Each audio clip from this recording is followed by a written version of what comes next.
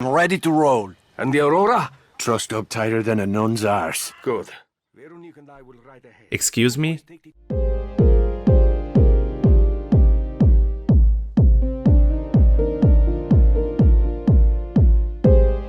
The Saboteur is a 2009 open-world stealth action-adventure third-person shooter and wow, what a mouthful.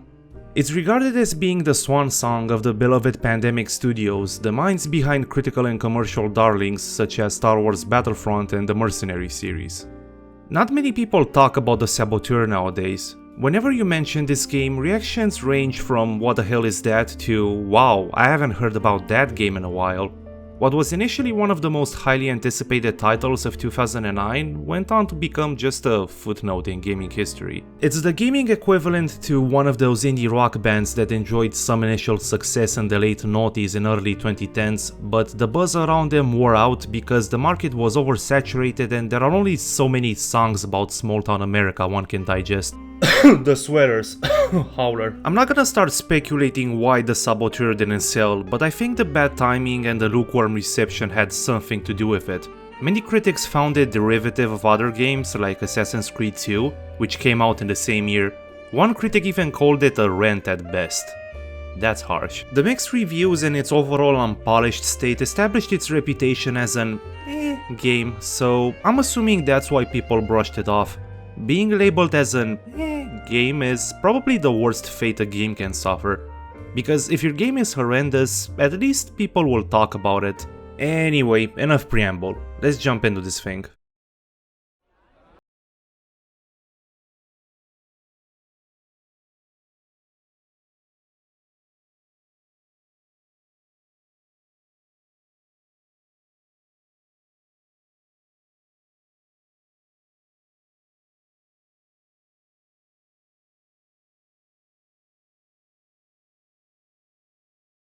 In 1940 in Nazi-occupied Paris, you assume the role of Sean Devlin, an Irish mechanic and race car driver who joins the French resistance after his best friend was eaten by a Nazi general. So right from the very start, the Saboteur sets itself apart from its peers through its novel setting. I say novel setting and not unique because this is not the first game where you play as a member of the French resistance. That distinction goes to Medal of Honor Underground. In terms of resistance-themed games in general, I mean, the list is depressingly short, but again, it's not quite unique. Now let's talk presentation. It's obvious that a huge chunk of the budget went into making in-game Paris as close to its 1940s real-life counterpart as possible. For the record, I've never been to France, or Paris, or anywhere for that matter, but it certainly looks authentic. I mean, these buildings look French, Art Deco I think they call it. I don't know, I'm not a biologist. The art direction sticks out the most, especially the way it complements the setting. Areas with strong resistance presence are vibrant and colorful, while Nazi-controlled sectors are displayed in black and white, with the occasional splash of color, usually red a la Sin City, to highlight Nazi symbols and infrastructure. This stylistic choice makes certain story moments feel even more impactful than they would be on their own. I know this is a widely cited example, but I have to mention it anyway. So after the intro, which sees Sean drinking his sorrows away at the bar, we're taken back to 3 months prior, in Germany, where Sean and his friends were preparing for a race. Sometime later, while the boys are out drinking, the game introduces this shit stain of a human being called Yerker, a card-carrying hardcore Nazi and the regime's official participant to the race. After harassing a few women and blurting out some Nazi nonsense, a fight breaks out that leaves Yerker with a broken nose and a wounded pride. The next day, as Sean is about to win the race, Yerker pulls out this ridiculous looking Luger and shoots Sean's tires. Yerker is crowned the winner, after which Sean is like, hey, wouldn't it be a shame if something happened to this obviously deranged person's car? And Jules is like, yeah fam, that sounds like a great idea, let's fucking do it, only in a ridiculous French accent. So they proceed to steal Yerker's precious car and drive it into the lake.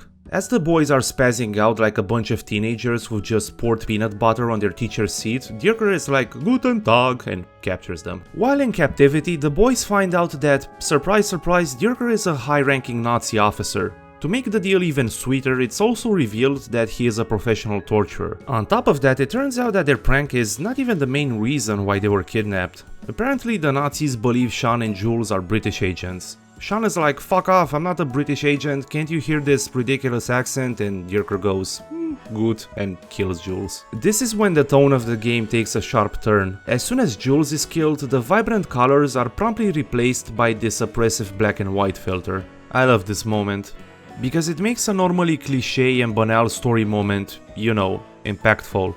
This brutal reality check contextualizes everything, making the first few hours hit hard.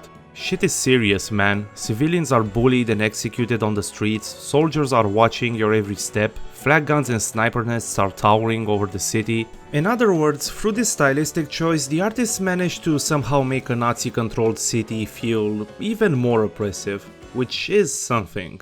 On the other hand, the oppressiveness of Nazi-controlled areas makes the vibrant, colorful parts of the city and the bombastic action set pieces even sweeter. And speaking of which, holy shit, the set pieces in this game are incredible.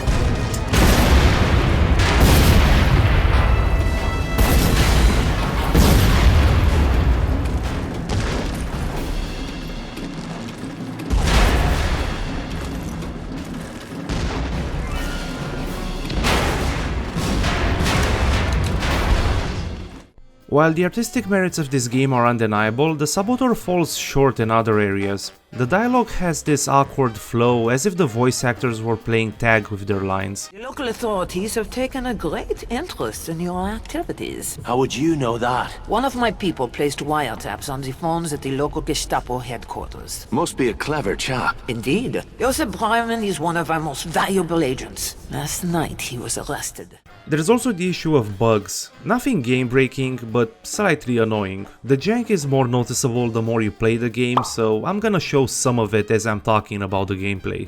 So at its core, the Saboteur is an action stealth game in the same vein as the old Assassin's Creed titles. What's different about the Saboteur is the theme. You blow shit up and eat before Hans catches you. Let's start with the thing that you'll be doing the most in this game: scaling buildings. The Saboteur follows one simple principle: if you can see it, you can climb it. Although the parkour system feels a little dated by today's standards and it becomes slightly tedious after a few hours, the game wouldn't be as fun and interesting without it. It confers the gameplay with a much needed level of verticality that supports multiple approaches to missions and objectives. Sure, there's always the option of just barging in and shooting everything in sight, but it's much more satisfying to use a zipline and eliminate Nazis with a silenced pistol. Speaking about weapons, the assault rifles in this game are absolute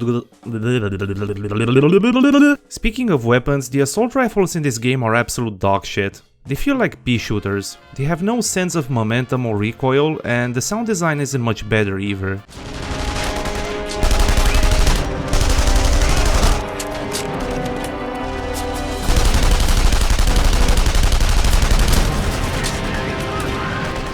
Thankfully, there's a whole bunch of other weapons accessible via the city's sprawling black market network. My personal favorites are the silenced pistol, because it allows me to John Wick my way through waves of Nazis, and the sniper rifle, simply because it's so much fun to use. You unlock weapons, abilities and other things through contraband, which is the game's currency.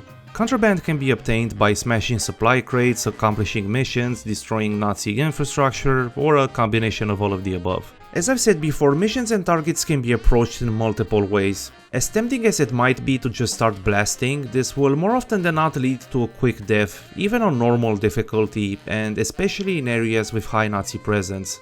So a full stealth approach, or a combination of stealth and assault, is usually indicated. The problem is that the systems in place are inconsistent at worst, or downright bizarre at best. You can steal uniforms and infiltrate Nazi bases, but if you start running and climbing stuff, enemies will eventually figure out that you're an imposter. So you're forced into this slow, excruciating walk. I can understand the idea of making the player blend into the crowds, but this is contradicted by the fact that if you get too physically close to enemies and their suspicion meter reaches max level, the ruse is up. Moreover, higher level enemies like Gestapo officers can see through your disguise right away. I don't know exactly what sort of special training Gestapo officers go through in order to notice this obviously mismatched outfit that regular soldiers are apparently blind to, but I digress. The enemy behavior is also bizarre. Like, these fuckers will call 20 panzer divisions if I so much as walk into a soldier, but they won't move a muscle if I light a dynamite fuse right behind them. Or here's me shooting the entire Nazi party apparatus while this lady who I'm supposed to be assassinating goes on singing like nothing is happening. But hey, at least the world is fun to explore. Paris is a very pretty setting, and it's super satisfying seeing it gradually gain color and hope as you're liberating it from Nazi elements via missions. Missions are decently varied and in theme with the game's premise. Whether you're bombing embassies, killing collaborators, assassinating Nazi generals, destroying bridges, acting as the wheelman for an adventurous priest, you're never doing the same thing. Outside missions, there's really not that much to do other than destroying free targets. But in the game's defense, it never gets stale. You're always encouraged to look for creative solutions, which can range from placing a distraction, making a risky jump to reach a good vantage point, stuff like that.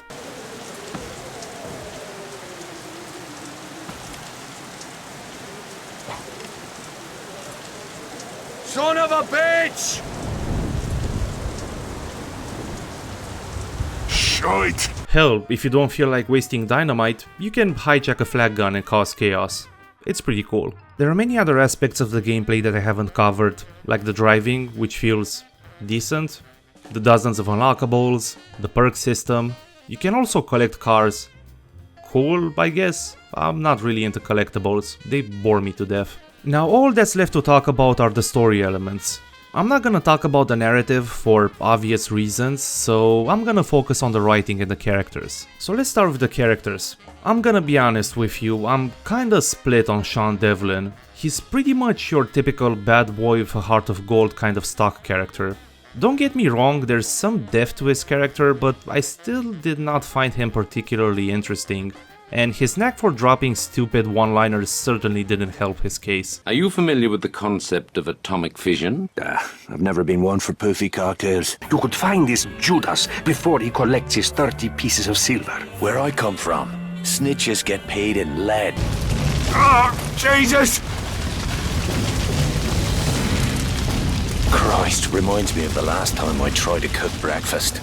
The same thing applies to Sean's friends. Stock characters with just enough of an edge as to not seem too shallow. The posh, flirtatious British agent with a troubled family background, the patriotic intellectual who leads the resistance movement, the old Italian who serves as a mentor and surrogate father to the protagonist. I kinda liked Bishop, but I'm a sucker for these covert intelligence agents type of characters, so I might be biased here. At least the banter between characters is enjoyable to listen to, but for every creative insult that Sean musters up, there are like 10 cringe lines that you have to endure. An English aristocrat. Does your father know you are here, girl? I expect he's too busy buggering the chambermaids. We Sinclairs are always up for a bit of rough. What's this for? Shaving your legs? A girl should always carry protection. Get it? Because they're about to fuck. But even with all of these flaws, the story in general is pretty fun. As bleak as it gets, it still retains a sort of Indiana Jones-esque vibe. Let's put it this way, the story was captivating enough to keep me hooked and make me want more. And I doubt I will get more, which is really painful considering that the ending is top 10 sequel bait material. Oh well. Anyway, that wraps up my review of the Saboteur. Despite my ramblings, I still recommend this game, at least for its stellar art direction, great soundtrack and entertaining story. It is dated in some parts and the stealth mechanics can be infuriatingly inconsistent, but, you know, it's not like there are hundreds of games with this setting. Thanks for watching. I know this video was all over the place, but writing about games that you have mixed feelings about is surprisingly tricky. I promise the next one will be better structured. Again, thanks for watching and please consider hitting the like button and subscribing for more content. I'll see you next time.